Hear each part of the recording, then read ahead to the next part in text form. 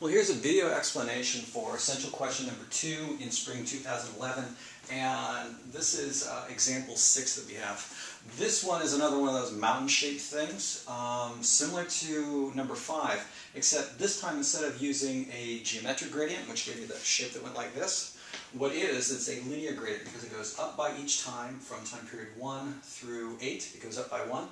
Then it has a flat top from time periods 8 through 11, and then it goes down by 1, and it keeps on going down, and then it crosses the axis and gets you a minus 1, 2. I'm going to go ahead and handle this, treating this little part here as a singleton, because that's going to be easiest for me. I'm going to think of my linear gradient part, just going from about 7 over. And this part over here, again, you probably have remembered this trick by now, but if your linear gradient sequence doesn't start at 0 like this one does, you have to think of it as being a constant series that you're subtracting away from. And so you can say that here we're doing things like subtracting 7, here it is, we're subtracting 6 from this 8 that goes all the way across. So let's put the frame together for this one. So we'll start with the singleton that's out here in period 20. So there's our minus 1 that's out there in time period 20. That one's easy. We'll deal with this linear gradient that's right here. And it's something that goes up by 1. So there's that 1. Looking for P, giving G, whatever the I is. We'll figure out what the count is. We know it's got to be time shifted probably. And then we need to deal with this constant series that goes from time period 8 all the way up to 18. It's going to be something that's 8 high. P, given that we know A, I, we'll figure out what the N is. We got to time shift it.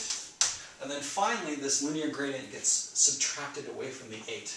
You can see it goes down by 1 each time. And so we'll do a minus 1 times P, given that we know capital G, I. Start out with the N is. We'll do some time shifting. So there's our frame. The singleton's already taken care of up there. So let's deal with this first sequence that goes from, it's a linear gradient from 1 through 7. And what you can do is follow our counting rule and say that there's 1, 2, 3, 4, 5, 6, 7 of these. You add 1 for the pot, which gets you to 8. Spot the last time you see an element of the linear gradient series is in time period 7, when it's 7. And so that you know that this exponent has to be minus 1. And you can really tell that this is true because in a linear gradient series, you're supposed to have nothing in time period 0 and then nothing in time period 1. And this one doesn't have that. It actually has something there. So all this value is being concentrated at -1, and then the denominator moves it to 0. Next part to worry about are these 8s. Let's stack all the way across over here through time period 18 that we're then going ahead and subtracting the linear gradient from. Well, there's 1, 2, 3, 4, 5, 6, 7, 8, 9, 10, 11 of these. And you notice the first time you see an 8 is, an 8 is actually in time period 8. So all those values over there, all the way out to time period 18, are being gathered up, plopped down in time period 7, and then the denominator, it has a job of taking things back from time period 7 to 0. That's what it does. Please note that the 7 plus 11 is equal to 18. So it's this guy right here. Last time you see one of those linear gradient components, so it's in the right spot. Final thing to worry about is the linear gradient sequence.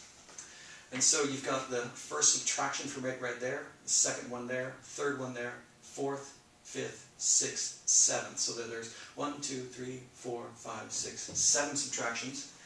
Add 1 for the pot, gets you up to 8. Last time you see it is in time period 18, and so time period 10 should do it for you. And what you're seeing is that this numerator up here takes all your values, focuses them on time period 10. The denominator brings it back to time period 0. And that should be the last talk through on example 6 of the second essential question, time value of money, for spring 2011.